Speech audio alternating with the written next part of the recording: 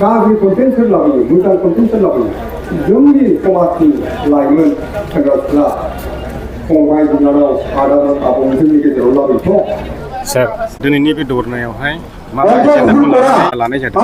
दिनैनि चिरां जिल्लानि बे डिसि अफिसनि लांगोनायाव धरना लानायनि जाहोना बेनो थांनाय जुलाइ मासनि 22 तारिखमोन नामा जुलाइ मासावनो मोनसे चिरां जिल्लायाव जोबोद मुगैथाव आरो गिथाव बाथाव जाथाय जानानै थांदों।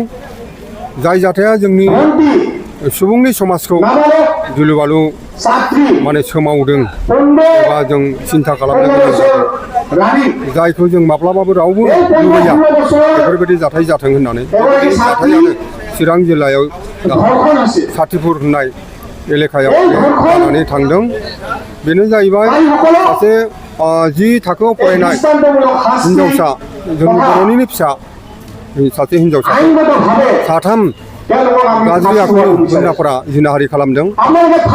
बे हिन्जावसाखौ न'निफ्रायनो थगायनानै सेंग्राया बेरायनो होननानै लाना थांदोंमोन आरो बिथांमोनहा साथामजों दलबद्ध जानानै हिन्जावसानि सायाव गाज्रि आखु खालामदों एबा जिनाहारि खालामदों आरो जिनाहारि खालामनायनि उनाव गिथाव बाथाव बाथ्राफोरजों सिगिनानै रावनोबो खोन्थानो मोना होननानै दोननाय जादों। नाथाय बेसेबांबा गोबावनि उनाव आगस्टनि दाखालि 16 तारिखआवसो बियो माने बिथांमोनहा गाज्रि खामानिखौ मावनानै बिथांमोनहा भिडिअ खालामदोंमोन। बे भिडिअ भाइरेल जानायनि उनाव जोंनि समाजनि दल संगठना मिथिनानै अभियोग होदों पुलिस प्रशासननो। अभियोग होनायनि उनाव दाबि दावा खालामदों। चिरां जिल्ला पुलिसा साथाम बे कालपिटखौ हमनाय जाबाय। दा बे कालपिटखौ हमनानै फाइनालि साजाखौ होनाय जायाखै।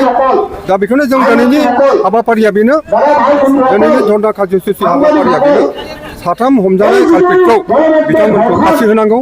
ओरैबायदि बिथांमोनखौ माने मख'जाथाव साजा होनांगौ जाय साजाखौ होनानै जोंनि इयुन जोलैफ्रा एबा सुबुंनि समाजा जाहाथे साननो गोनां जायो जे गाज्रि खामानिखौ मावनो नाङा गाज्रि खामानि मावनो हाया गाज्रि खामानि मावोब्ला गिदिर बेबायदि दायनि साजा मोनो बेबायदि मोनसे साजा होनांगौ। आरो जों बेखौनो खावलायदों दिनैनि धरनानि गेजेरजों आसामनि गिबि मन्थ्रि हेमन्त बिश्व शर्मा मानव गिदिरा आसामाव सोरबा बेबायदि मुगैथाव हाबा मावोब्ला दायनिगिरिखौ साजा होनायजों लोगोसे दायनिगिरिनि न'खरखौबो प्रशासना बुलडोजारजों जेसिबिजों होस्रांनानै सिलिंखार खालामो।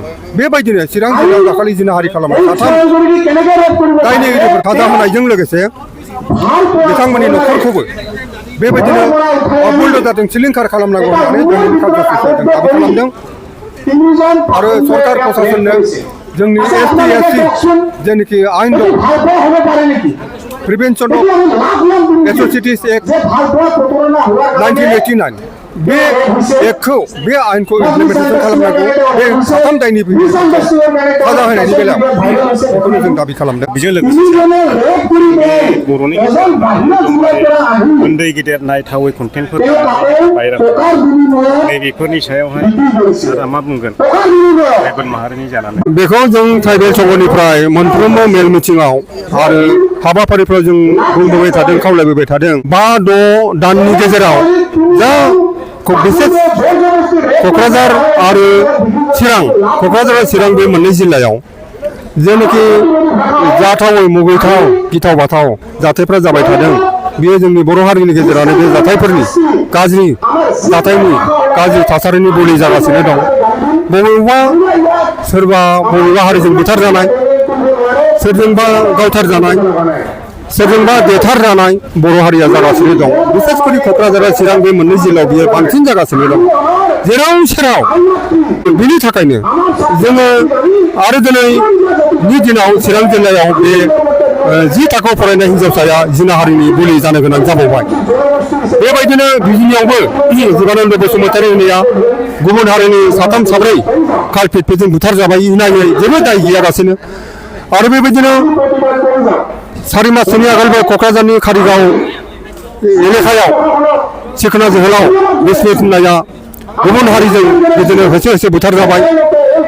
बावैसो आगोल क'क्राझार जिल्लानिनो सरलपारायाव पुलिस डिपार्टमेन्टजों सासे लाइमोन बर' सेंग्राया दंफां सिखावना होननानै बिथाङा गावथार जाबाय आरो जोंनि चिरां जिल्लायाव सासे हिनजावसा जोबोद उन्दै माइनर हिनजावसाया जिनाहारि खालामनाय बेफोरबायदि जा जादों जोंनि बर' हारिनि गेजेराव जादों बिनि थाखायनो जोंनि बर'नि समाजाव बर' हारिनो जों ट्राइबेल संघनिफ्राय माखासे सांग्रांथि जानांगौनि सम सफैबाय मोनफ्रोमबो बिथिङाव जों लाइमोन सेंग्रा सिख्लाजों लोगोसे जोंनि गार्जेनफ्रा बिमा बिफाफ्रा अभिभाबकफ्राबो गाव गावनि गथ' गथायनि सायाव एबा इयुन जोलैफोरनि सायाव मोनसे मोजां रोखोम दिथा लानायनि सम सफैबाय नङाब्ला जा थासारि जोंनि इयुन जोलैनि गेजेराव जागासिनो दं जाथायफ्रा मुगैथाव आरो गिथाव जाथायफ्रा जोंनि इयुन जोलैफोरनि दारैनो जायो आरो जाय जाथायनि बलि जानांदों